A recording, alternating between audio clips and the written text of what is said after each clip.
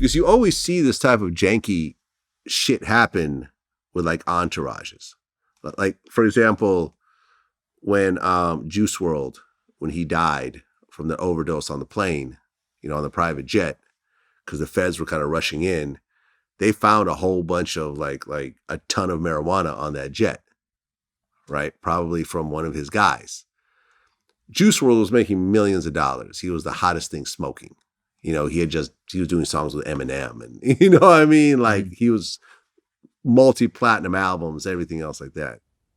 I'm almost positive, I mean, he's dead now, but I'm almost positive he didn't even know about any sort of marijuana on a private jet. That was something completely out of his control. But you got these guys who are like, oh shit, we're flying private jets all the time. We don't have to go through TSA. All right, I could see a little side hustle, that I could pull off here. I could, I get paid okay from this guy, but shit, I can make an extra couple $100,000 like that. Next thing you know, everyone's tied into this shit. You got all these people on a plane. You got 200 pounds of marijuana. Like, someone has to answer. I mean, there's some guns. Like, someone has to answer for this shit.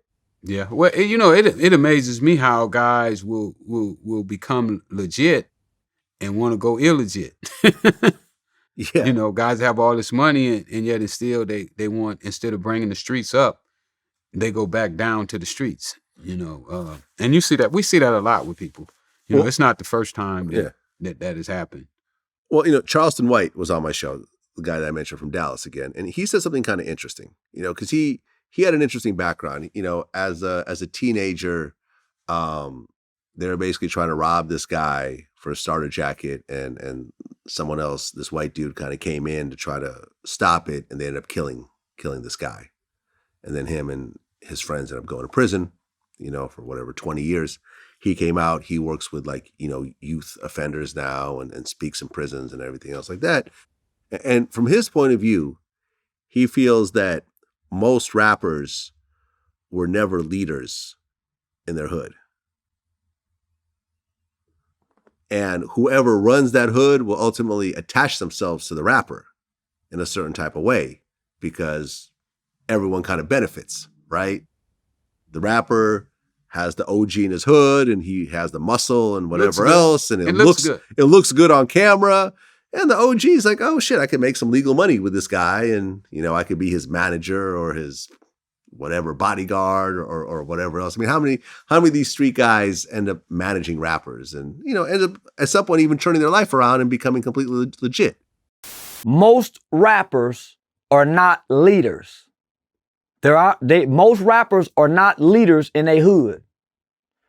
They got the leaders around them, backing them, right? Most rappers ain't no big dog, homie.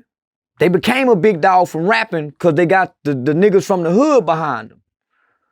The niggas from the hood behind them that we don't get to see, they get to become important and become hood star because they're attached to the rapper when they go back to the neighborhood. Oh man, he be with Fulio, right?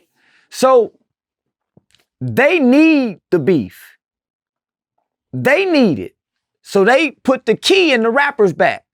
Cause he's not a leader. He don't know how to tell him, nah, homie. We go woo woo. Cause if he say no, oh man, you getting soft, so they go stop embracing him. Now he can't talk that gangster tough shit no more. Now he ain't got no rap content to write rap lyrics.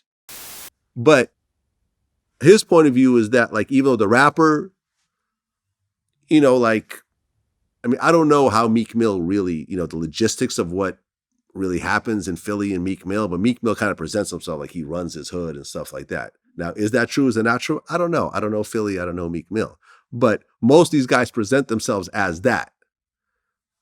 Right. But most times they are not. I mean, is that an accurate portrayal? I believe that's accurate. That's pretty accurate. So you've seen it happen? Yeah. I mean, most of the rappers, where do they get their initial start from? More than likely, it's a local drug dealer. He has the money to pay for the studio time. Eazy-E. He has the money to dress him up, buy him the shoes and the costumes. Like we was talking about, Baby with the Bentleys. The costumes. Yeah, the costumes, pretty much. I mean, you need all that. It's part of the dress code. I guess that's what you would call it. So they're the ones with the money to do that. So quite naturally, and I talk about that too when I talk about rappers, why they rap so much about drugs, even though some of them never sold drugs, is because that's how they got their start. That was their first hero. Most black men, the first entrepreneur you're gonna meet is gonna be a drug dealer.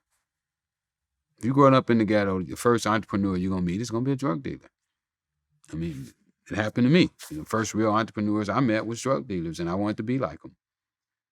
Because in a lot of these neighborhoods, you don't see a lot of black-owned businesses and stuff like that. Absolutely. It's worse now than even when it was when I was coming up. When I was coming up, it was a couple guys on a tow yard, a filling station now, a couple liquor stores. Now we don't own no liquor stores, no gas stations. I mean, in South Central, there's no black businesses.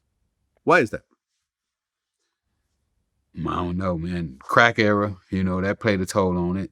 We thought that we were building economical wealth, but what actually happened is, we created a lot of addicts, who lost their houses, and people who no longer supported black businesses. So a lot of it suffered. The black businesses sold out to other people. Right. And is it because once someone coming out of a certain area makes a certain amount of money, number one, they no longer want to live in that area. So if they no longer want to live in that area, they may not want to start a business in that area. That's true too. Nipsey is very much an anomaly.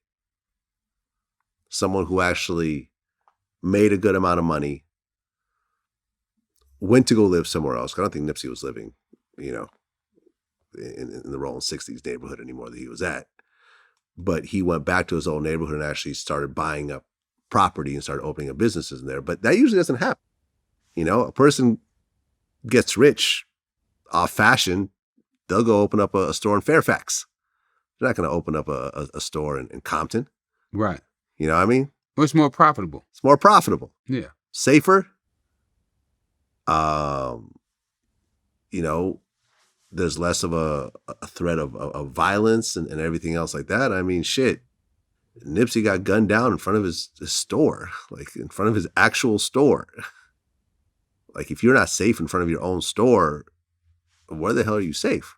Yeah. I mean, and that's part of living in South Central LA. That could happen at any given time. Do you see that changing over time, though? Because at the end of the day, it's still LA real estate. And these neighborhoods do improve over time. And LA's already improved. Yeah. You can't buy a house in LA for less than $600,000. Yeah. And that's not much of a house either. No. It's less than $1 million, you're talking about nothing. It's probably going to be a fixer-upper. It's absolutely going to be a fixer-upper. Yeah, so absolutely that is changing. But and if you don't keep up with that change, then you find yourself out of that system.